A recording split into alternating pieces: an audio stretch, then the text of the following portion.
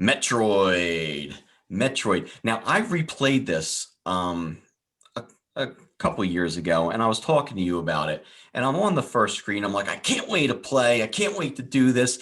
And I'm like, I can't get under the little spot because I can't turn into the ball. And you're like, and I don't like any tips, right? I never look on the internet for tips or anything. And you're just like, go left.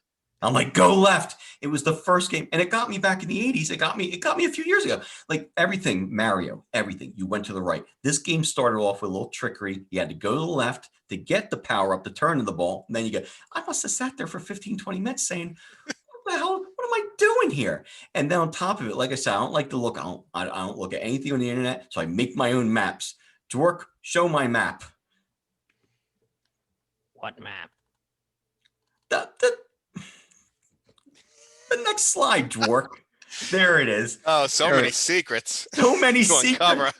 Yeah, oh my God. So I'm drinking Bud Platinums at night, and I'm making this map. This isn't when you were like 10 years old. This is like a couple years ago. you saw me do this about 3 or 4 years ago, and and I'm sitting there, and in my head I'm thinking, there's so many secrets, and I wrote so many secrets. But yeah, there's my map of Metroid, which makes perfect sense to me. I'm obviously no Mike. It looks Brady. good. I'm no Mike Brady, that's for sure. So I'm playing Metroid, and so recently I had so much fun with it, so much fun. But when I was younger, I got up to Kraid, the boss, and like we didn't have the internet or anything back then. We had Nintendo Power, which would come up. You would get little tips here and there in the magazine, which was that was kind of cool. And they do articles, but they also had a Nintendo Powerline.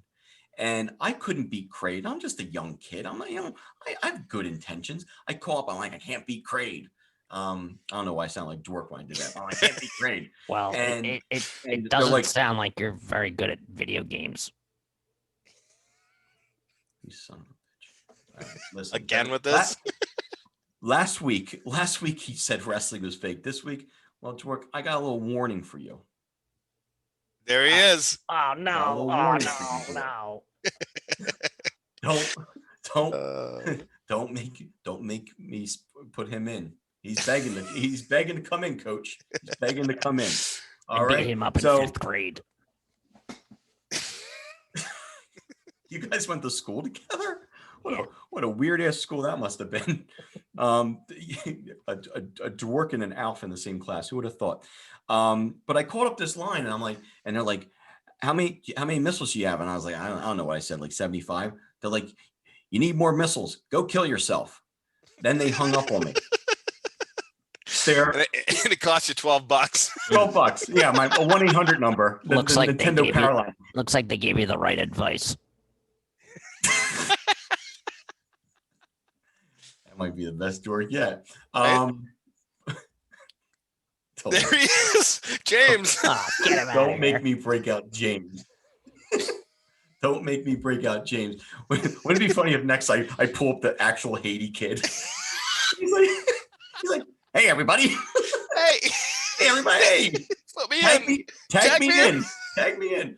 I got the Haiti kid right here. But yeah, they told me to go. So that's a little joke between me and you now. Like whenever we suck at a game, we just say, go kill yourself. That was their, that's that big advice. Later, I saw a documentary that talked about the power line. It turned out they were just a bunch of goofballs like us playing games back in the day that all shared maps with each other, and they had to remember a lot of stuff. So who knows who I got on the phone that day? But if you're watching now, what shitty advice you gave. For crying out loud. Yeah, I could have beaten Kraid with the amount of missiles. Now, later on in life, I know that. Shame on you, Nintendo Powerline.